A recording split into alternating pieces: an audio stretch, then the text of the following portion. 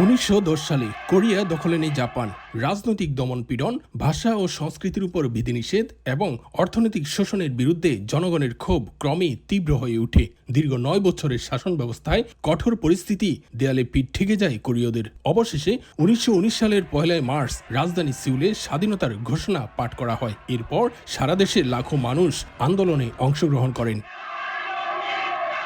এই আন্দোলনে নিহত হন হাজারো মানুষ, গ্রেফতার হন অনেকেই। তারপর এই আন্দোলন কোরিয়ার স্বাধীনতা সংগ্রামকে নতুন গতি এনে দেয়। কোরীয়দের কণ্ঠে প্রতিধ্বনিত হয়, দেহান স্বাধীনতা দীর্ঘজীবী হোক।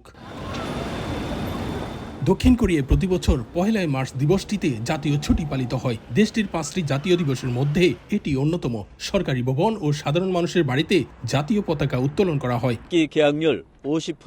জাতীয় পতাকা উড়ানো মানে আমাদের ইতিহাস, স্বাধীনতা সংগ্রাম এবং জাতীয় চেতনার প্রতি সম্মান প্রদর্শন। আমি বিশ্বাস করি আমাদের সব নাগরিক একসঙ্গে এই উদ্যোগে অংশ নিয়ে শহর জুড়ে দেশপ্রেমের অনন্য দৃশ্য সৃষ্টি করবেন।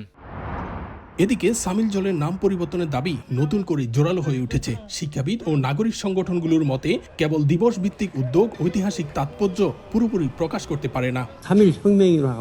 দক্ষিণ কোরিয়ার 5টি জাতীয় দিবসের মধ্যে একমাত্র সামিল জলই শুধু তারিখ দিয়ে পরিচিত। সামিল জলকে শুধু একটি সংখ্যার মাধ্যমে পরিচিত না করে দিনটির প্রকৃত অর্থ ও চেতনাকে স্পষ্টভাবে তুলে ধরতে এটিকে স্বাধীনতা ঘোষণা দিবস নামে অভিহিত করার প্রয়োজন বলে মনে করি।